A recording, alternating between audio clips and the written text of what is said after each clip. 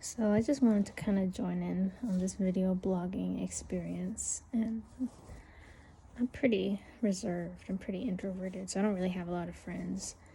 But I still like to talk, and I like to interact with internet communities on subjects I like. Usually mysticism, witchcraft, meditation, women's rights, feminism, or just the women's areas, women's circle, places. So I like to partake in discussions about society, about what's making this world sick, about what is making this world better, what is better for planet Earth, and what is better for us as individuals within this planet. I also just want to show you this necklace I got on Etsy. It's a rose quartz, and it actually, if you can see it, it has an aster in it, which means it has a star of light or a star inside it, like aster, aster, like astro. So it's kind of hard to catch, but it's still a really pretty necklace for $20. And basically it's like a little lion. If you've seen those cats out, I just saw it. See that line? If you see those little cat eye nail polishes that you can put the magnetic mirror over, and then it turns it into, it gives it that like zing, that line of a beautiful cat eye. And I just want to show you my Aster rose quartz necklace. I really like it. I got it for $20 on Etsy. I found someone who was selling them. As soon as I found out that there are quartz stones out there that have natural asters in it, I was amazed, and I had to look it up immediately and see how expensive they are. Basically, you can buy one of these stones and they already have this like star of light inside it, or like star of light reflecting inside it, but it's a star, so it's so interesting and mystical, so it really creates mood. Basically, you can see where there's like a line. Also, my nails it's this gel nail polish, this gel silver lavender from Forever 21, which I don't shop at anymore, but I did buy this nail polish a couple of years ago, and it's still okay for some reason. It's not bad. This is only one coat, so yeah, I've been working on my nail polish collection because I'm realizing I'm really tired of always having to add multiple coats, because I always mess it up unless I finally buy that nail polish drying little machine thing, and I probably will when I have a little more disposable income.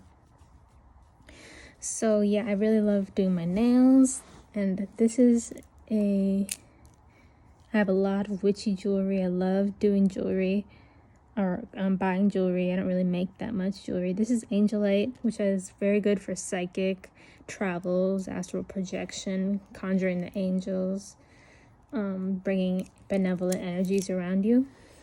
And it, like I said, it's really high vibrational because it's a very psychic stone. So if it's too strong, it's always a good idea to take it off and then put it in a different room than where you are presently. Yeah, I really like angelite. I've been working with angelite since maybe I was 20, so like 7 years maybe.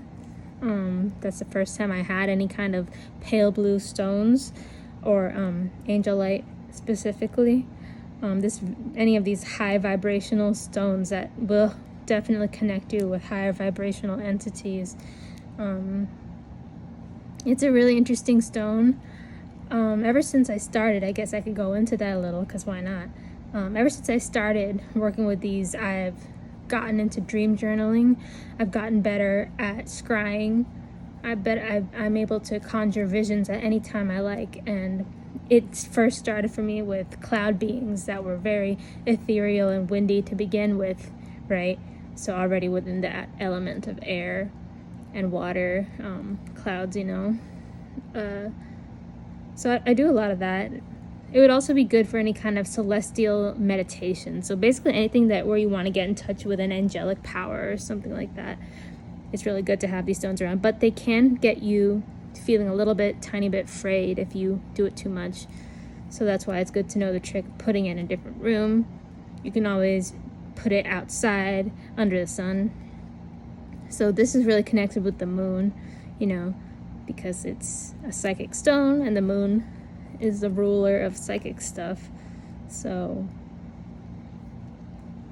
and I'm also wearing my obsidian ring, as you can see today. Gosh, these cameras are really good. Welcome to 2023.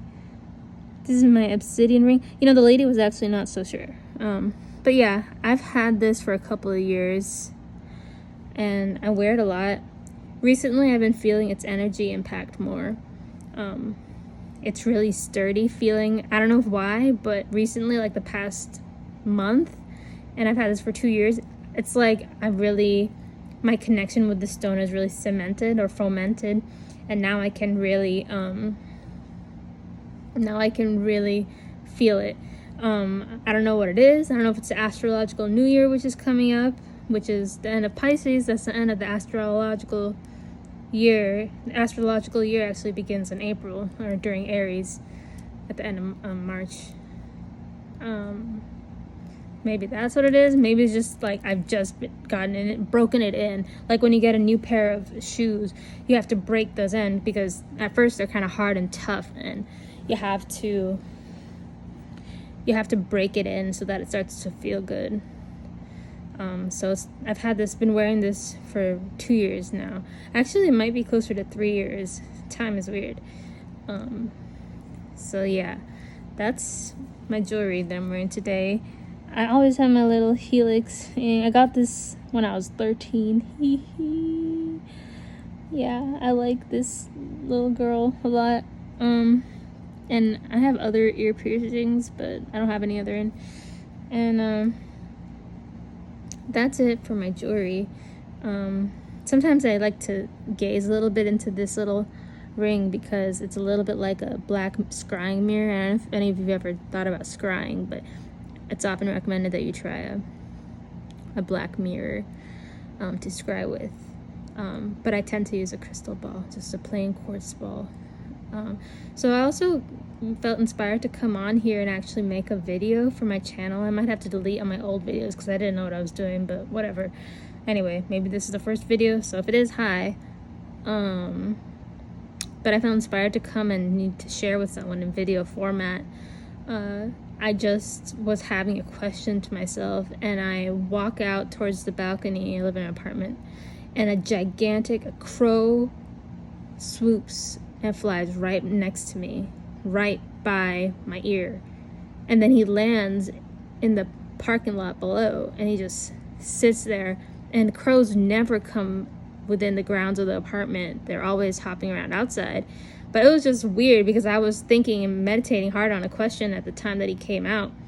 So it felt like a sign, which isn't that crazy to think about because I've lived in this area for 5 years, and I always communicate with the crows. I always stop and pause when they walk by. I always give them space. I don't observe them too hard, but I try talking to them. I'm thinking about leaving food out for them.